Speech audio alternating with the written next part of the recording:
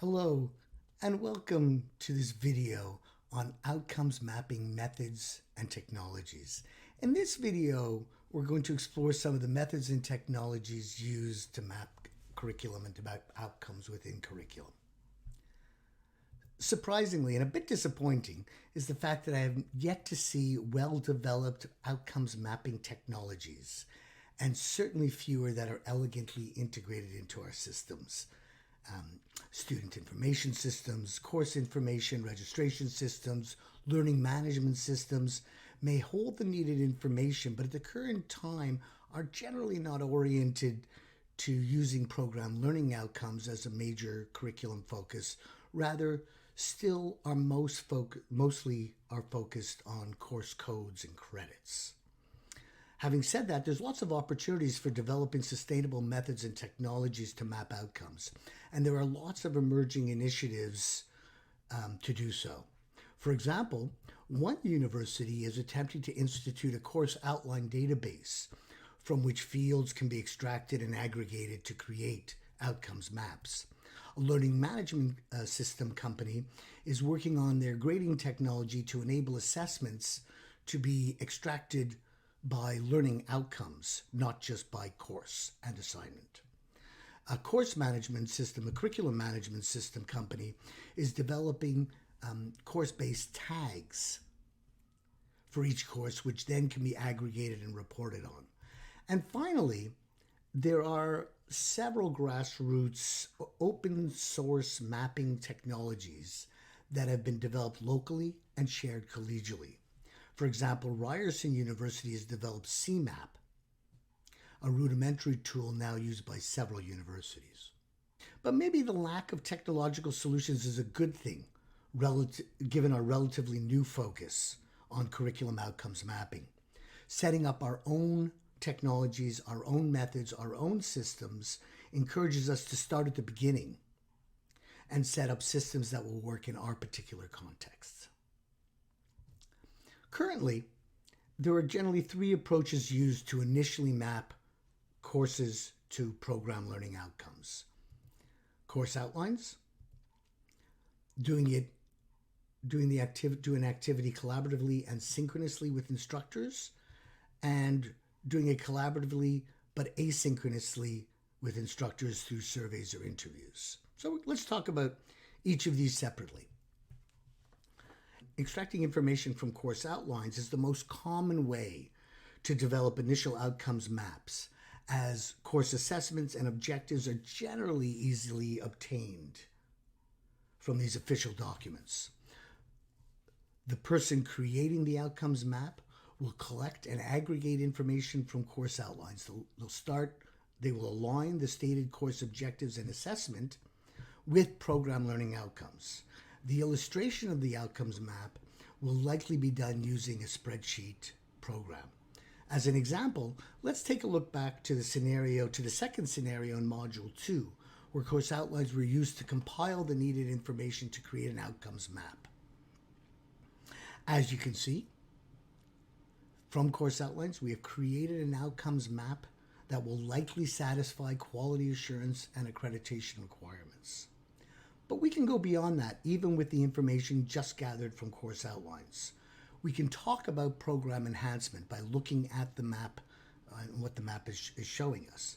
For example, the second outcome from the left, compare and contrast the application of reductionist and holistic approaches to healthcare systems, though one of the key program learning outcomes for Sustainable Healthcare System certificate seems to have no attention paid to it within any of the courses. Likewise, there are several of these outcomes, healthcare systems and broader systems, which are covered extensively and maybe perhaps even covered too much. These observations can trigger meaningful change in the program, especially when shared with course instructors. However, it's also important to recognize the limitations of using course outlines as the only source of information for outcomes mapping. Course outlines are not always available. Some schools have them, some don't. Some have required objectives, some don't. Some are private, some are considered public. Course outlines are not always reflective of the actual delivery of the course. Quite often they're seen as administrative documents, and there's great variance in how those play themselves out in the actual courses. Even, for example, with the same course outline across several sections, you could have quite a variance of what the actual experience versus what the course outline says it will be. Course outlines currently, most of the ones I've seen, rarely mention program learning objectives at all. And so we need to make assumptions of which course learning objectives align to which program learning outcomes. And likewise with assessments. Assessments are rarely articulated in connection to course learning objectives, much less program learning outcomes. So we are making a lot of assumptions when we are mapping outcomes using course outlines. The next approach I want to talk about is working with doing mapping collaboratively and synchronously with instructors. I found that the whole idea of program learning outcomes and certainly outcomes mapping is new to many. Engaging instructors in considering program outcomes and their alignment to courses can take place in many forms. But it's really important to remember to include this method. The strength is that it includes not just the perception, but the actual perception through course outlines, but the actual through as reported by those instructors teaching those courses. One approach I've used quite successfully is to facilitate an hour-long activity at a unit retreat or meeting. Here's the process I've used. I post flip charts around the room, each with one program learning outcome, making sure that every program learning outcome has a separate flip chart. I then ask the instructors to think about, does their course explicitly address that outcome? Do they specifically assess that outcome? And then finally, I ask them to consider the level of expected achievement, progression of development from not being able to do the outcome to being able to do the outcome across the journey of the program. And so you'll see different metrics. I'm using basic, developing, and achieved. You can see introduce, reinforce, master, simple, moderate, mastery.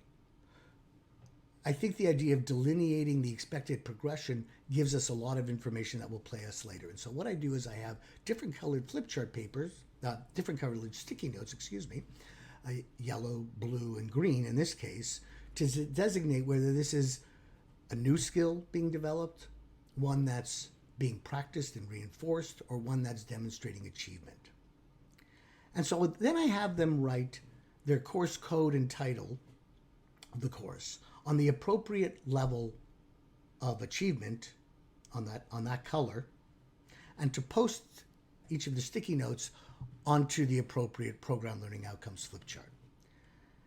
In using this process, in about 15 minutes, 20 minutes, the unit will have collaboratively created an outcomes map, which then in the moment can be collaboratively interpreted and discussed. So in this particular case, with a quick glance at the flip charts, now filled with courses delineated by year and level of expected progression, gaps and opportunities become more visible. There'll likely be program learning outcomes, or in this case flip charts, with very few courses, very few sticky notes like program learning outcome 3, and others that are filled, like program learning outcome 2 and 4. This is great fodder for discussion and can authentically engage instructors in the alignment and balance of courses and programs in quite a low-tech, simplistic way. After the session, the flip chart contents can be copied onto a spreadsheet and formatted similarly to other outcomes maps we've seen using those course outlines. This can then be presented back to instructors for review and confirmation before finalizing the completed outcomes map. The third method I want to talk about is collaboratively but asynchronously through the use getting information directly from the instructors through either interviews or online surveys. I do want to mention that though these will often collect similar information, the instructor interviews can be quite resource intensive, hiring a grad student or having somebody talk to every single instructor. It's the most comprehensive, but it's certainly the most resource intensive. I probably have used surveys more than anything else. Similar to the approach we just talked about, information from instructors can be collected and is really just an alternative to doing it together. You might do these approaches when there's more political issues, when there's a larger number of faculty or courses involved. There's a different rationale for using different approaches, and choosing which one is most appropriate for your context will be part of the process moving forward. In the interviewer surveys, you can collect information in an in-depth way, similar to what we collected in the synchronous activity just described. Does your course contribute to any of the program outcomes? And for those that it does, do you explicitly teach it? And if so, how do you teach it? Do you explicitly assess it? If so, how do you assess it? And at what level of achievement do you expect of students? By aggregating the above information, you can create comprehensive outcomes map with more detail and depth than the collaborative approach or those used creating strictly through the use of course outlines. This scenario is the third scenario that we described in Module 3, and it's an example of an outcomes map that could have been informed by an instructor survey. In this particular map, we've also created an extra column under each outcome, not just is it addressed, but is it assessed? And the level of expectation, is it formative or developing, or is it summative and achieved? Quite often this is useful because there's often an imbalance in how we teach, how we assess, align to a particular learning outcome.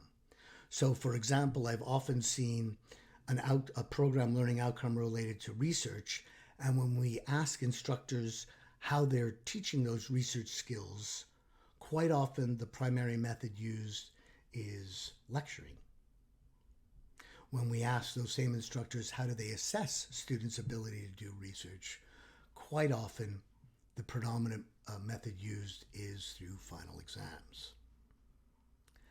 And we see a misalignment. If the goal is to do research, you're being told about it and you're being tested on your knowledge, but not actually able to engage or demonstrate engagement in research.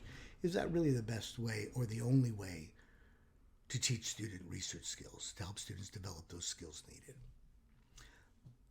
This additional information will help identify some of those misalignments in the desired outcome, how it's taught, and how it's assessed. Really useful information for program enhancement. The three methods used in this described in this video are all useful, though may provide differing levels of detail and accuracy, especially when compared to how much time and faculty engagement this takes. If a more administrative goal of approval, accreditation, then perhaps course outlines is enough. The least amount of time, the least amount of accuracy. But it's a good starting point. If we want to get more detailed and more into program enhancement, then we might want to look at surveys or engaging faculty in synchronous ways at retreats and meetings and the like. So by the end of this video, you should be able to articulate technologies and methods used to create an outcomes map and be able to consider which methods to use given your particular context.